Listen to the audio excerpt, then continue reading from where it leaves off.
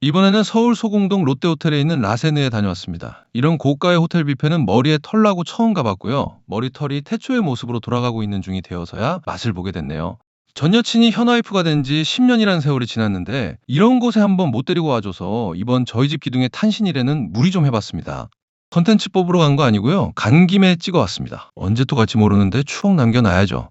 오늘은 잡설이 좀 길었는데 평일 런치로 다녀왔고요. 가격은 17만 8천 원입니다. 네이버나 캐치테이블로 예약하면 10% 할인이 들어가더라고요. 그래서 인당 16만 200원에 먹고 왔습니다. 가끔 할인폭을 키울 때가 있는데 20% 할인 기회를 잡으면 14만 원대까지 내려갑니다. 체감가가 확실히 달라지긴 하고요. 혹시 가보고 싶은데 가격이 부담된다면 이 타이밍을 놓치지 않는 게 좋겠습니다. 평일 점심이라 그런지 주차장 진입이 순탄했고요. 라세느는 호텔 1층에 있습니다. 자리는 창가 쪽으로 배정받았고요. 창밖 풍경이 도로와 빌딩이라서 창가라고 해서 큰 메리트는 없는 것 같네요. 음식과 멀어지기도 하는데 그렇게 많이 멀어지는 느낌까지는 아닙니다. 이제 어떤 음식들이 있는지 한번 보시죠. 메인 음식들은 뭐가 있는지 알고 갔지만 나머지 음식들은 저도 이번에 처음 봤고요. 꽤 많은 종류의 음식들이 보였습니다. 디너나 주말에는 킹크랩이 나온다고 알고 있는데 평일 점심에는 킹크랩이 없습니다. 디너도 10% 할인이 들어가면 18만 원 정도 나오고요. 안심 스테이크도 디너에만 나와서 한번 돈 쓰는 거 조금 보태서 디너로 가는 것도 나쁘지 않을 것 같네요. 먹음직스러운 음식들이 많이 보였지만 일단 오늘의 메인 중 하나 대게 먼저 가져왔습니다. 고생에 비해 살을 더 많이 먹을 수 있는 집게발로 챙겨왔고요.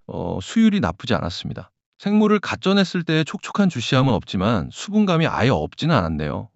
역시 집게발이 살이 오동통한 게 먹는 만족감이 다르고요. 단맛도 적당해서 만족스럽게 먹었습니다. 집게발만 6개 정도 먹은 것 같고요. 다음은 베이징 덕입니다. 소스나 곁들일 거 없이 먹어봤고요. 전문점 수준의 맛은 아니지만 뷔페에서 즐기기에는 충분히 훌륭한 퀄리티입니다.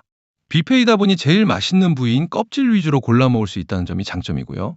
다만 껍질 부위가 살코기에 비해 양이 적고 인기가 많다 보니 가져오는 타이밍이 중요한 것 같습니다. 바로 썰어냈을 때가 특유의 식감을 제대로 즐길 수 있을 때이기도 하고요. 스프는 먹을 생각이 전혀 없었는데 전 여친이 맛있다고 해서 먹어봤고요. 맛있습니다. 스프 이름을 보면 그냥 양송이 스프인데 강한 트러플 향이 좋은 스프였습니다. 이날 제가 유일하게 먹은 채소인 이 아스파라거스에도 트러플 향이 살짝 배어 있어서 맛있게 먹었습니다. 스프 옆쪽에는 이렇게 튀김도 있고요. 먹어보진 않았는데 몇 번 와본 지인이 새우튀김이 맛있다고 하네요. 그 옆에는 즉석에서 만들어주는 면 요리 코너도 있었고요. 이 중에서 짬뽕만 먹어봤습니다. 원하는 재료를 골라서 직원분께 드리면 이렇게 즉석에서 만들어주시는 방식이고요. 짬뽕 안에는 제가 골라놓은 재료뿐만 아니라 해물이 가득 들어 있습니다.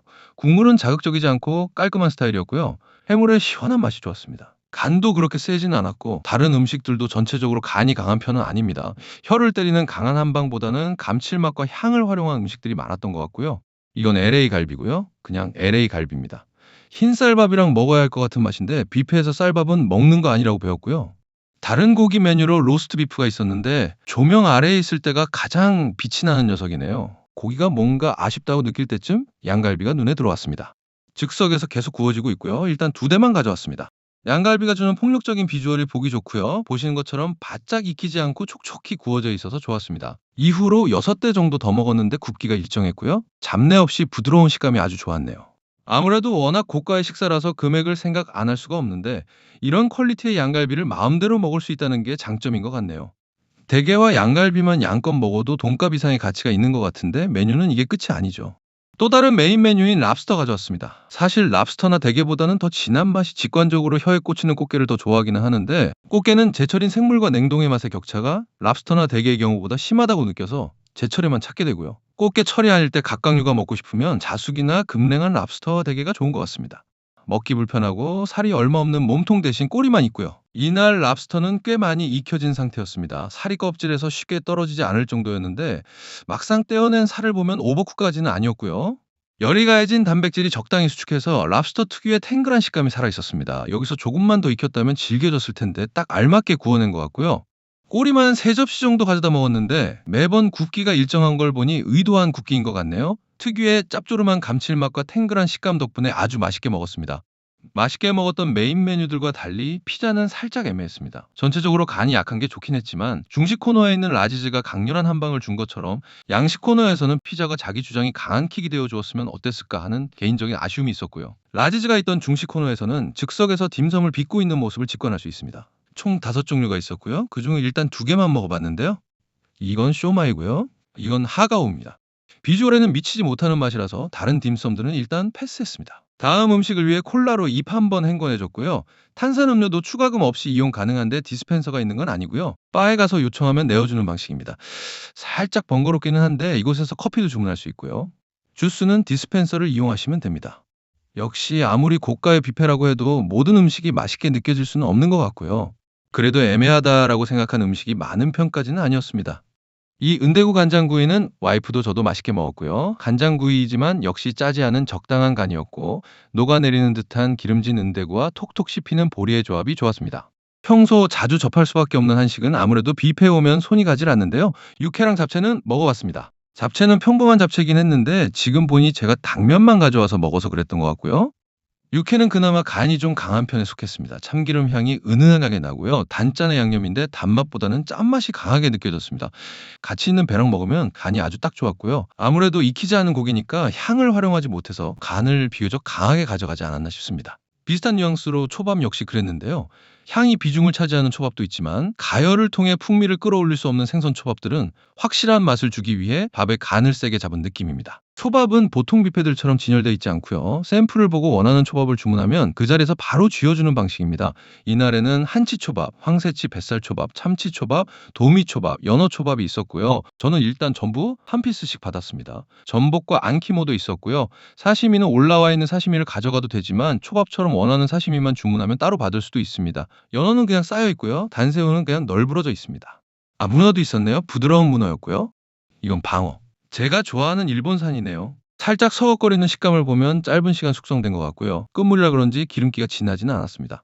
지금 보시는 참치는 도로인 줄 알고 먹었는데요. 명패를 보니 눈다랑어였습니다. 정확하지는 않지만 눈다랑어 복육이었던 것 같고요. 맛있어서 참치만 받아왔는데 등살을 주시네요. 눈다랑어인 게 아쉽기는 하지만 나쁘지 않았고요. 그런데 이날 유일한 흰살 생선이었던 도미가 조금 애매했는데요. 숙성 과정에서 수분을 제거하지 못했는지 원물 상태 자체가 안 좋았는지 물컹하고 씹히는 게 썩 좋은 맛은 아니었습니다. 도미초밥은 다를까 하고 먹어봤지만 똑같은 상태였고요. 사시미 코너에서 가장 맛있게 먹은 건 단새우였습니다.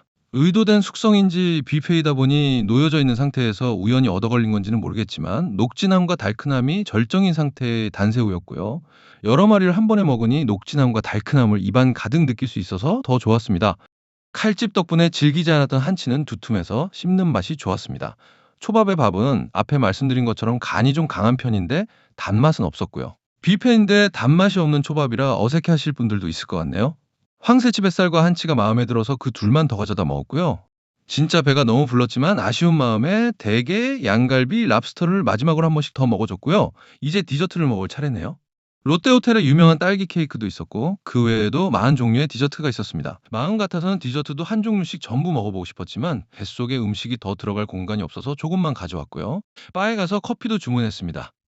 디저트까지 전부 먹고 나서 시간을 보니 1시 반이었고요. 2시간 동안 식사를 했습니다. 정말 즐거웠던 2시간이었고요. 돈이 아깝지 않은 만족스러운 한 끼였습니다. 그런데 전 여친에게 베스트를 물으니 의외로 호박 스프와 샐러드를 꼽더라고요. 랍스터나 대게도 좋았지만 아는 맛이라 평범했고 호박 스프의 특별함이 기억에 남는답니다. 저는 샐러드는 쳐다보지도 않아서 촬영조차 못했고요. 와이프와 대화하며 샐러드의 존재를 알았습니다. 와이프 말로는 드레싱이 맛있고 채소도 아주 신선했다네요. 뷔페가 꼭 양으로 뽕 뽑으러 가는 곳은 아니지만 금액을 생각하면 지불한 만큼 못 먹었을 때 손해보는 기분이 들기도 하잖아요. 배가 불러서 정작 메인은 얼마 못 먹고 풀떼기만 잔뜩 먹고 온 와이프를 보니 확실히 먹는 양이 받쳐주는 분들이 가야 본전 생각 없이 즐기기 좋겠다는 생각이 들기도 했습니다. 생일이라고 사진 찍어서 액자까지 만들어서 주고 미니 케이크에 초까지 켜주는 친절한 서비스가 너무 좋았고요. 기회가 된다면 디너도 꼭 경험해보고 싶은 롯데호텔의 라센이었습니다. 이번 영상도 시청해주셔서 감사드리고요. 좋아요, 구독 눌러주시면 더 맛있는 영상으로 보답하겠습니다. 감사합니다.